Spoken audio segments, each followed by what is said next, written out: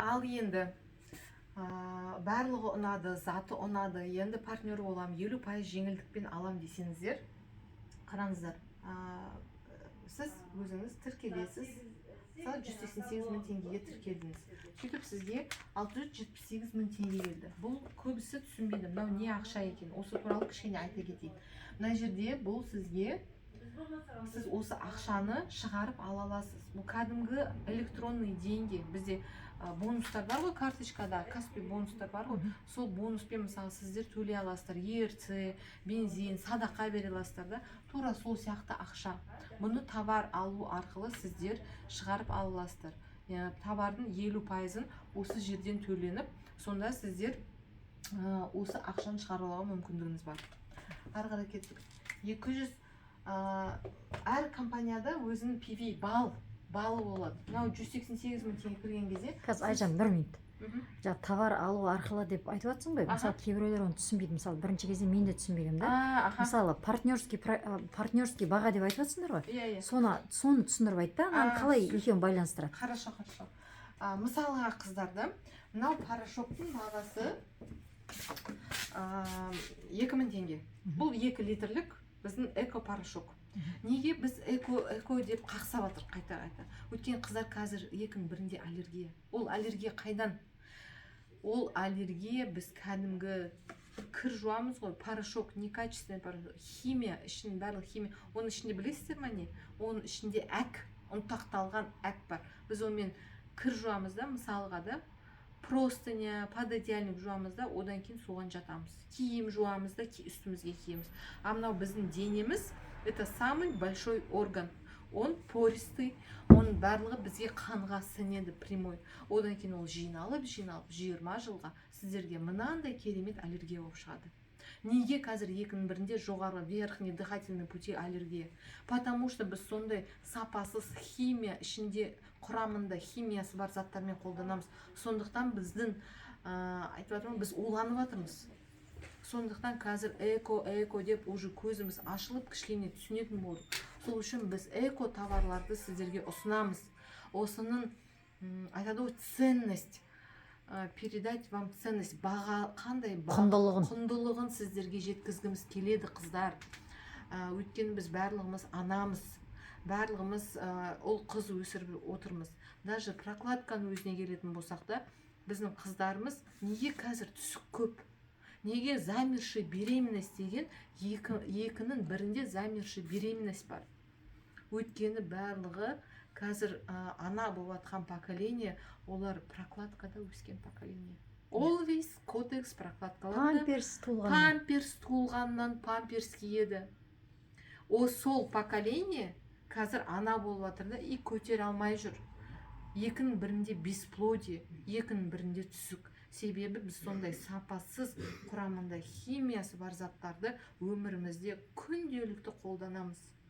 Даже кухняларыңызда фейримен жуасыздар, а оның составын оқысаңыздар, это просто атомная бомба медленного действия. Онымен посуда жуасыздар, оны шаясыздар, тамақ саласыздар. Оның ішіндегі құрамындағы химиялық заттар тарелкада қап қалады, ол бәрібір қанша жусаңыздар, оны сіздер жейсіздер, ішіңізге кетеді, міне сізге, пожалуйста, гастрит. Осылай аурулар пайда болады. Осыны түсінсеңіздер, мынаның құндылығы сіздерге 5 секундта жетеді.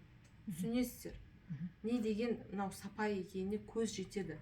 Сондықтан Қытай дегенде қорықпаңыздар. Айтып жатырмын ғой, Қытай деп қорықса, өзіңіз, сіздің адамдарыңыз, туған туысқандарыңыз, қоя ғой, ол Қытай десе, пожалуйста, бір порошок алыңыздар да, жуып көріңіз үйдегі заттарыңызды. Қытырлап шыққан кезде, ананы былай сілкейміз ғой кірді. Сол кезде просто тексеріп көріңіздер. Кәдімгі тайппен жуылған порошоктардан битіп, үстінен мындай әппақ бір бәлелер шығады. Әні рас екен. Надан, мынау мен жуып болған сілкіген кезде еш нәрсе шықпайды. Прямо күнге қарама қарсы терезенің қасында істеп көріңіздер, қыздар. Уже өздеріңіз көздеріңіз жетеді. И мысалға, мен кетіп қалдым ғой. Кетіп қалдым. На туралы айтайын. Мысалға, мына порошок 2000 теңге тұрады. Партнерский баға. Сатылымдағы бағасы 4000 теңге. Сіз партнер ретінде 50% жеңілдігіңіз бар, иә? Сонда сіз 2000 теңге төлейсіз, наличка. 2000 теңге мына жақтан шешіледі. Бұл бізге не береді? Неге бұндай маркетинг? Себебі біріншіден любой бизнесті құртатын өз ақшасына берші, өз бағасына берші деген. Егер сіздің электронный ақшаңыздан 2000 теңге кетіп жатса, 10.000 теңге кетіп жатса, өз бағасына бересіз бе? Өз бағасына бересіз бе? Бермейсіз. Ары кетсе өзіңіздің туған бауырыңызға бересіз, одан артық ешкімге бермейсіз. Өйткені мына жерге келген кезде бізде бәріміз пендеміз. Бізде андай мынау таусылып жатыр ғой деген басталады. И осы кезде бұл компанияның как раз таки демпингпен күресетін момент.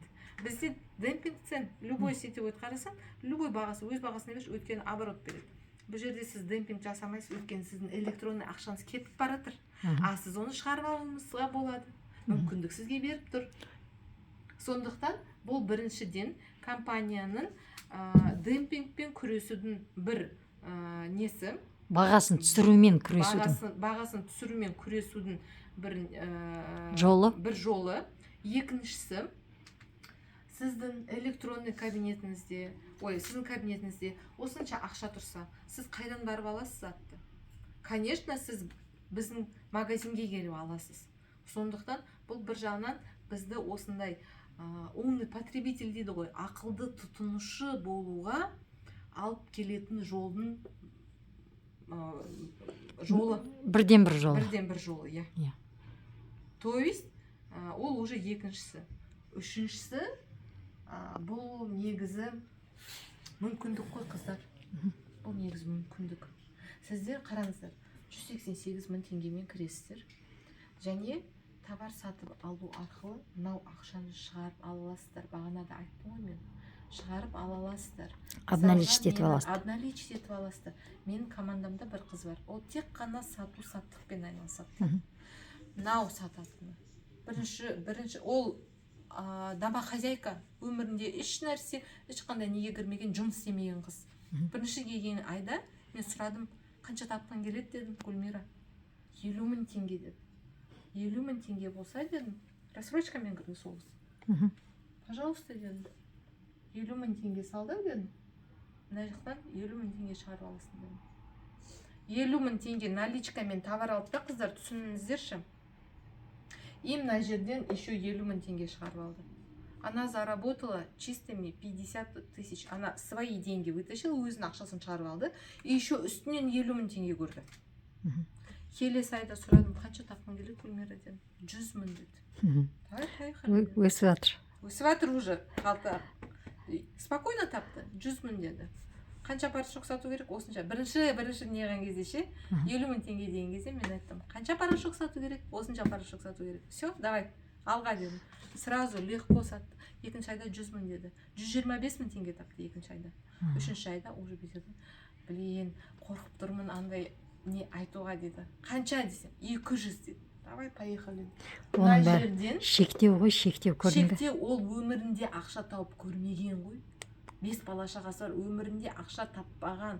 Қалай сонда жеңіл ақша табуға болама дегенге сенімділік жоқ, түсінбей тұр. Міне дедім, міне сенің 200, 300, 600 000 теңген мына жақта жатыр. Бұл қыздар мүмкіндік, бұған дұрыстап тырнақтың астынан кір іздемеңіздер. Бұған дұрыстап қарап, бұны мүмкіндік ретінде көріңіздер. Бұл сіздерге мүмкіндік. Мынау 4 000 теңге тұра ма? Сіздің 50% жеңілдікпен сіз 2 000 теңге төлейсіз, 2 000 теңге мына жерден шешіледі.